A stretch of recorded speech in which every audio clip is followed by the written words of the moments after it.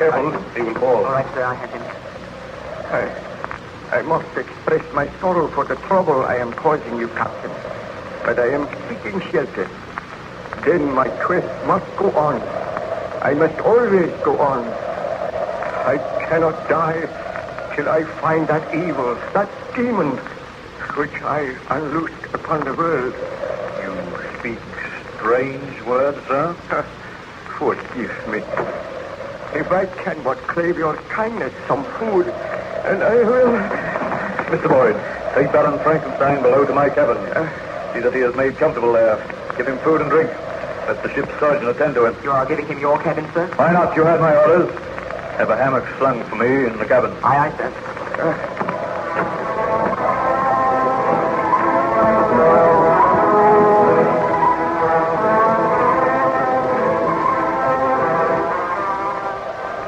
Well, Mr. Boyd, how does the stranger progress? We put him to bed, sir. He slept for quite a long time. He seems better now, but I think his mind is rambling. Why do you say that? Well, ever and anon he speaks of some demon, some fearful monster.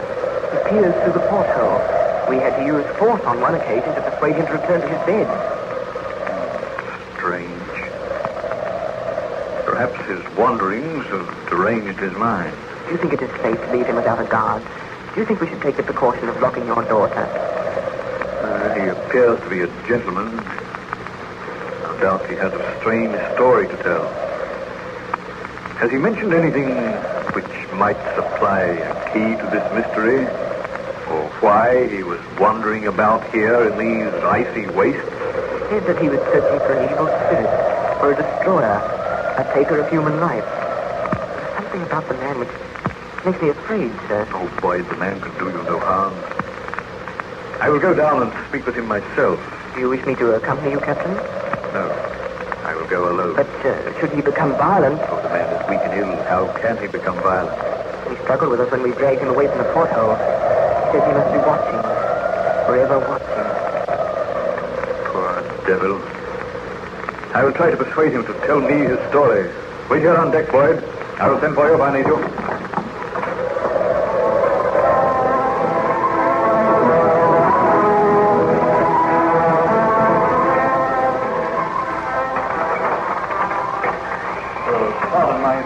Baron Frankenstein, I came to inquire after your health.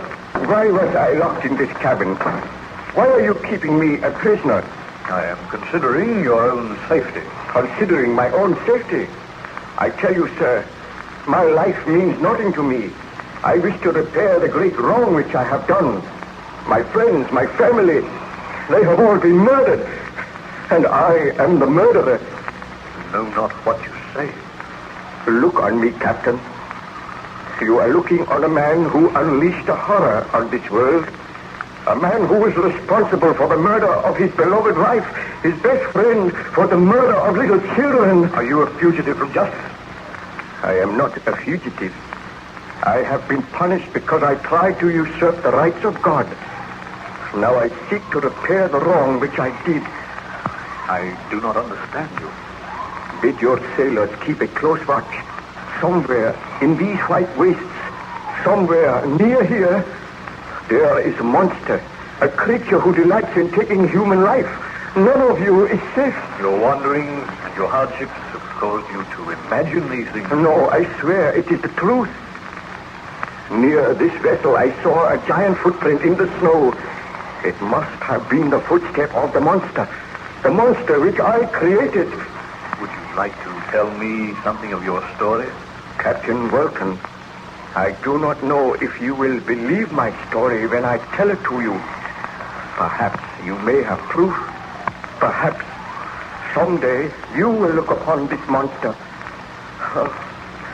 And may heaven grant that you do not. If it will help you to tell me about it, Baron Frankenstein, I assure you I will make a ready listener. Be seated, Captain.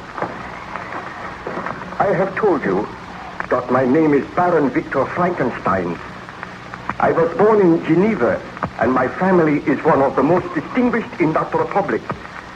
My father had filled several public situations with honor and reputation. He was respected by all who knew him for his integrity. So you can see, sir, that I grew up in the most ideal surroundings. When I was 17, my parents sent me to the University of Ingolstadt, and there I became interested in science. During my attendance at the university, my beloved mother died. I returned home for a brief while, and whilst at home I fell deeply in love with my cousin Elizabeth, and I determined to marry her as soon as my course at the university had been completed. I returned to Ingolstadt and continued with my studies. I read deeply, and gradually a most dreadful thought occurred to me. From my readings and my studies, I realized that it would be possible for man to create man. I became aware of the tremendous power of electricity. I was caught once in a terrific thunderstorm. I observed how the lightning had split an oak tree in half, and the knowledge came to me that just as electricity can destroy life, so can it create. Then and there, my horrible resolve was born. I vowed that I would not rest until I had created a man. This seems incredible, Baron Frankenstein. Oh, it may seem incredible to one who is not acquainted with science, but I studied and experimented, and when I retired from the university, I begged my father to build me a laboratory near our old home.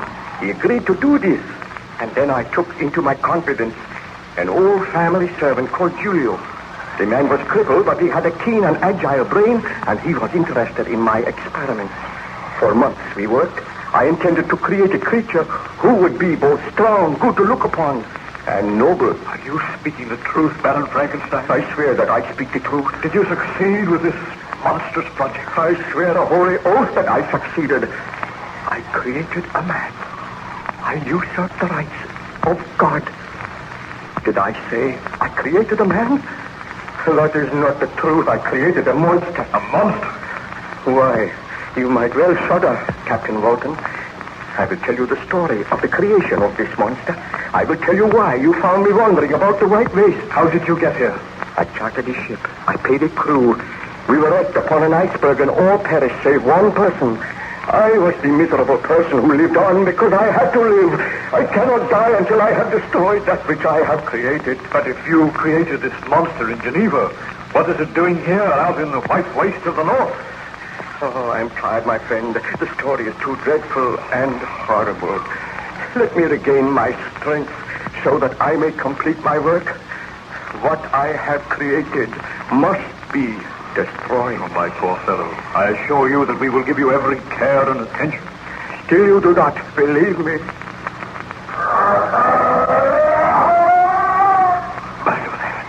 What was that? The monster, it is here, aboard the vessel. That was the most ghastly laugh I have ever heard. Open the door.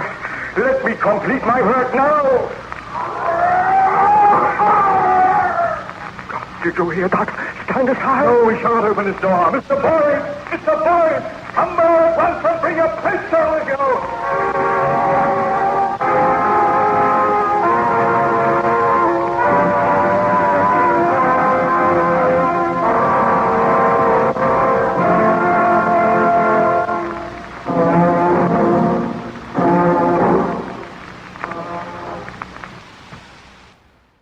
Before we get started with our second episode, a word from the Scare FM advertisers.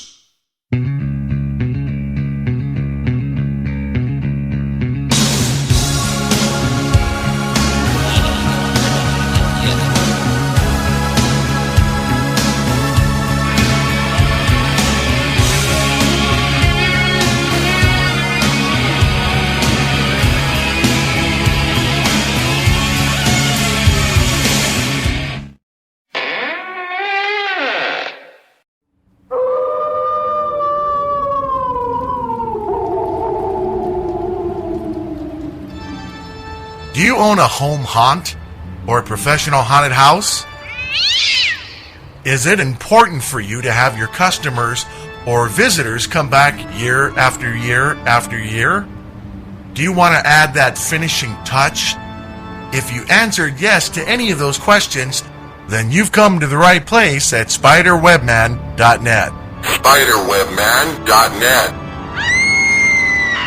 We're going to take that average home haunt from drab to fab. Give that home haunt or professional haunted attraction a boost by owning your very own Spider Webman. Home of the large homespun webs. They offer 20, 25, 30, 33, or the 50-foot mega web, and it also glows in the dark. Well, what are you waiting for? Visit them on the internet at spiderwebman.net. spiderwebman.net.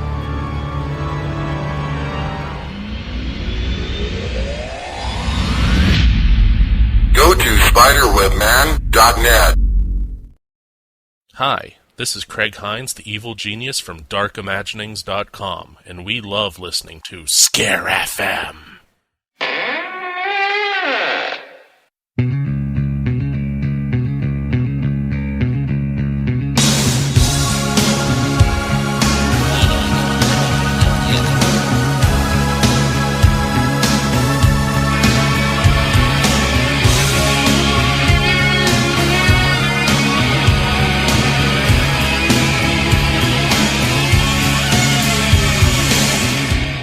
Now it's time to listen to episode 2.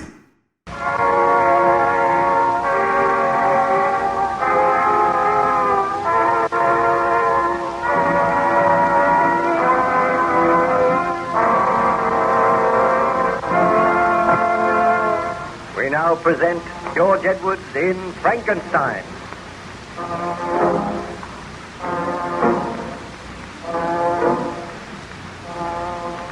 The good ship Voyager was held fast in the northern ice pack. The captain and crew were astonished when a stranger came staggering across the ice and asked for shelter. This stranger was Baron Victor Frankenstein. He was placed in the captain's cabin, and then he commenced to tell his story. Shortly afterwards, however, a ghastly laugh was heard outside the cabin door. Frankenstein weakly attempted to get out of bed, but the captain pushed him back and called to the first officer to come to his aid.